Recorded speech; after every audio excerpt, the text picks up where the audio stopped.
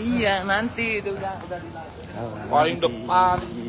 Nah, datang. Dia belep tahu. Ayo kasus mana sih, Bang?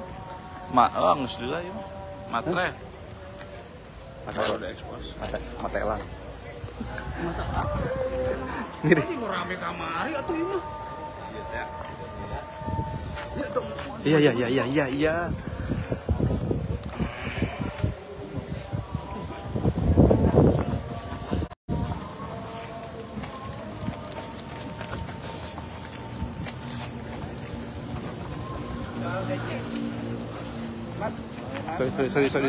Sorry.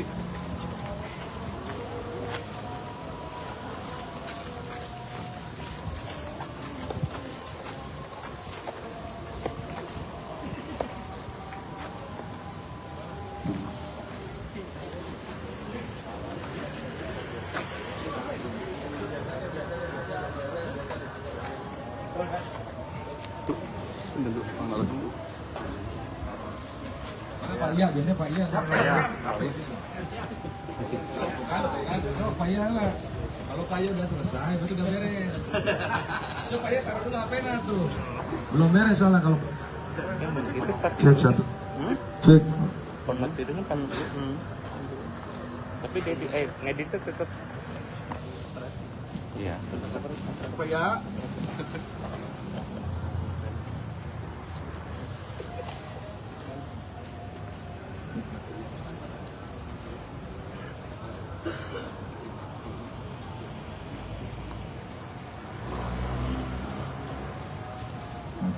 Bismillahirrahmanirrahim.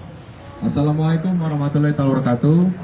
Selamat siang dan salam sejahtera untuk semuanya. Salam Om Swastiastu, Namo Buddhaya dan salam kebajikan. Salam presisi. Baik, pada siang hari ini, alhamdulillah kami dari Polres Cimahi akan menyampaikan rilis terkait tindak pidana penipuan dan penggelapan yang mana modusnya adalah berpura-pura menjadi salah satu karyawan lembaga pembiayaan sehingga si korban didekati, bahkan diberhentikan di tengah jalan, kemudian disampaikan bahwa kendaraannya terlambat atau menunggak sehingga harus mengikuti si para pelaku. Ada sebagian yang dibawa ke salah satu waralaba untuk membeli materai dan akhirnya ditinggal.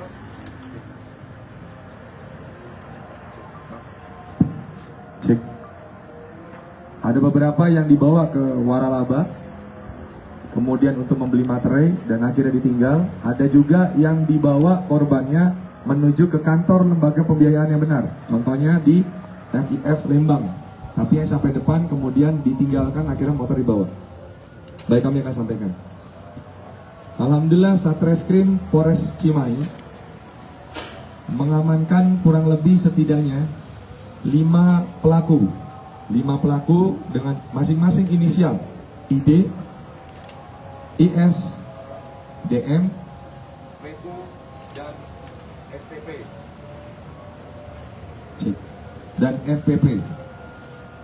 Dari 5 tersangka diamankan, ada dasar 3 laporan polisi yang ada di kami, yang mana korban beberapa menyampaikan dengan modus yang berbeda-beda. Yang pertama, para pelaku kelima orang ini ada yang mengaku dari salah satu lembaga pembiayaan namanya Busan Auto Finance atau BAF di daerah kota Cimahi. Kemudian dia memepet korban dan menyampaikan kepada korban bahwa kendaraan tersebut sudah menunggak. Karena korban yang tidak hafal akhirnya mengikuti untuk ikut bersama dengan pelaku. Pada saat korban mengikuti, kendaraan sudah dikuasai oleh pelaku. Kemudian sebelum tiba di BAF, kantor BAF, sesuai dengan perjanjiannya, korban diminta turun di salah satu waralaba, yaitu di Alfamart, untuk membeli materai. Pada saat korban membeli materai, keluar Alfamart, sudah hilang pelaku dengan membawa kendaraan miliknya. Kemudian juga ada modus di Lembang, yang mana korbannya inisial I yang saat ini hadir di tengah-tengah kita. Korban ditipu, dibohongi oleh para pelaku, dan disampaikan pada saat itu korban sedang berhenti di pinggir jalan. Kemudian didekati oleh para pelaku dan disampaikan bahwa korban menunggak sejumlah uang dengan beberapa bulan. Kemudian korban berniat untuk menyelesaikan dengan dibawa ke FIF Lembang. Akhirnya korban bersedia untuk mengikuti dan pelaku menguasai kendaraannya dan korban dibonceng. Setelah sampai di kantor FIF, korban dipaksa untuk turun.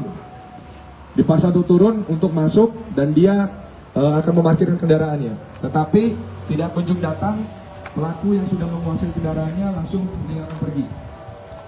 Kemudian juga pelaku pernah mengaku sebagai salah satu karyawan dari Adira Finance, yang mana modusnya serupa, mengatakan memepet korban, menyampaikan bahwa kendaraan tersebut sudah tunggak masuk dalam penunggakan dan harus segera diselesaikan. Tetapi kembali di pertengahan jalan harus berhenti untuk membeli materai di salah satu waralaba Alfamart, dan kemudian pada saat keluar dengan membawa materai, pelaku yang saat itu sudah menguasai kendaraan milik korban akhirnya diketahui sudah tidak ada dan sudah membawa kabur.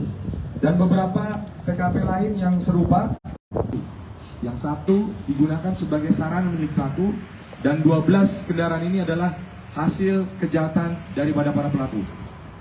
Dan kemudian pelaku dijerat dengan pasal 372 dan 378.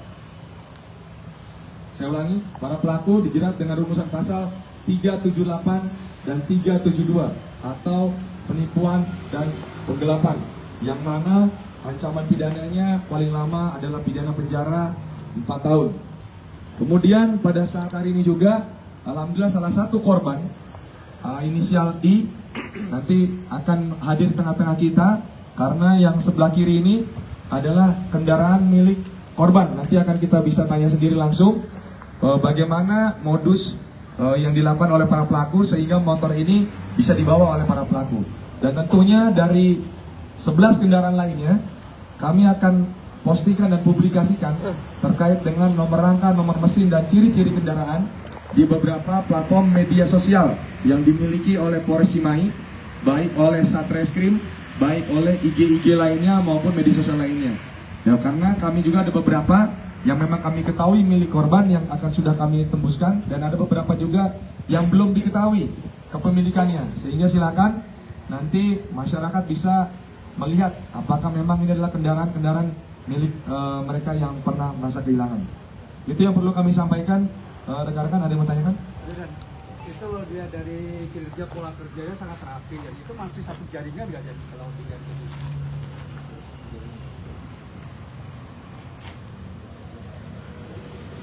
Baik, jadi mereka satu jaringan atau satu sindikat dan mereka punya peran masing-masing. Dan dengan kondisi-kondisi yang ada ini, sasaran mereka adalah mereka-mereka yang memang ada motor yang diduga orangnya itu adalah tidak ketahui. Tapi memang ini ada beberapa random. Ada juga para pelaku ini pernah juga untuk memepet korban, tapi korban juga tidak menghiraukan. Ya, jadi mereka akan terpancing bila mana korban akhirnya terpancing bahwa dia merasa bahwa motornya memang belum bayar. Atau mungkin motor itu motor milik temannya yang dia tidak ketahui apakah itu sudah membayar atau tidak. Sehingga pelaku juga dalam melaksanakan aksinya tidak juga langsung 100%. Dia merandom juga untuk memilih para korbannya. Sehingga saran kami kepada para masyarakat seluruhnya, tentunya kita harus bijak dan menyikapi bahwasanya jangan memudahkan untuk menyerahkan atau menguasai barang milik kita kepada orang lain sebelum itu bisa kita ketahui jelas yang bersangkutan punya legitimasi untuk menanyakan hal tersebut. Dan itu selain random, dia punya data plat nomor nggak, dan yang diduga nunggak gitu nggak? Ini harus saya tanya nanti ya. Oh iya, siap. Itu yang itu dilempar kemana dan itu kendaraan rata-rata udah. Oke, langsung kita tanya aja ya. Oke. Maju. Yang boleh. Siapa? Boleh.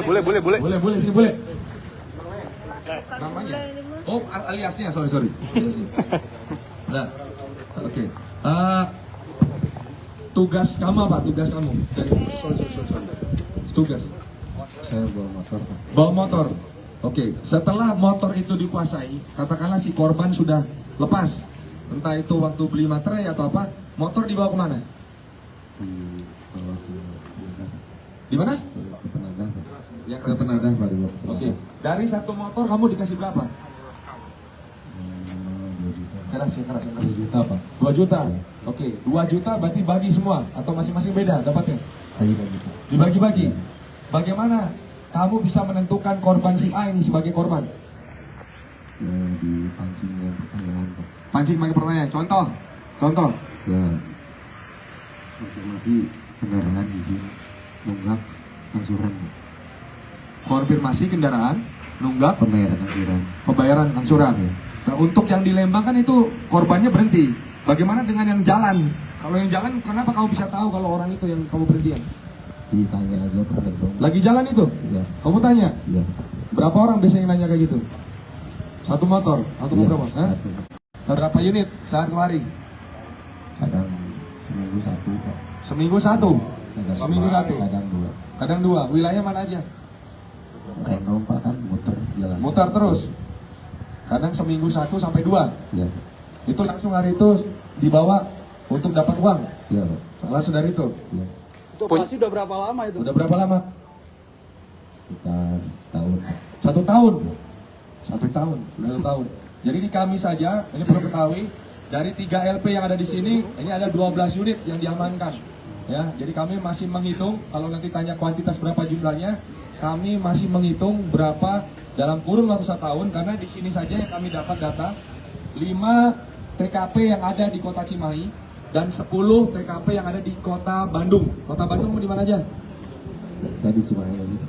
Cimahi, kamu Cimahi? Iya. Kita ada yang lain lagi. Ini Punya data ini kamu, nggak? ya. Punya data atau aplikasi khusus nggak yang nomor-nomor? Aplikasi khusus, tahu nggak kalau si nomor ini, plat ini nunggak? Enggak. Nggak ada. Berarti dengan pertanyaan random, langsung mepet. Oke, ada lagi? Cukup? Itu baju dari mana dan dapat Baju yang kamu punya dapat dari mana? Beli di online, Pak. Beli di online ya. Baju yang dia punya, beberapanya beli di online, sehingga untuk meyakinkan korban bahwa yang bersangkutan apakah dari FIF, apakah dari Adira, apakah dari BAF. Seperti itu. Siap. Jualnya kemana? Ke Penadah, Pak. Ke Penadah. Dan itu sampai saat ini masih ada 1 tim yang di luar sana. Kami juga mohon untuk doanya biar sama-sama mereka tuh bisa mengamankan dari beberapa DPO maupun DPP yang masih banyak kami rasa dari beberapa TKP yang ada. Sudah berapa juta keuntungan dari hasil begal ini, Pak? Tahu nggak kamu berapa kamu dapatnya? Hah? Enggak, Pak. Kalau 50 unit ada? Enggak, Pak. Yang benar nggak ada, setahun. Masa nggak setahun? ada. Ini aja saya dapat 3 LP 12 kamu nggak ada? Hah? Setahun, Mungkin Pak. kamu kali ini yang Setahun lebih setahun, Pak. setahun lebih setahun. 50 ada berarti? Iya. Ya itu kan mudahnya saya kan 3 LP 12. Setahun ini berapa?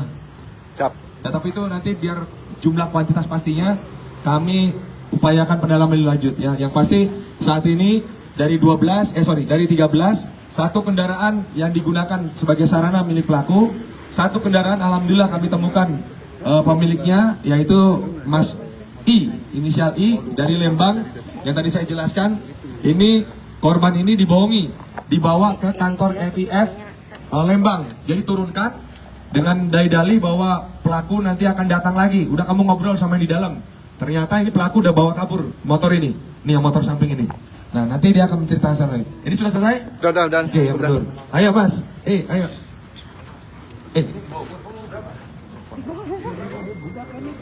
Oh aman.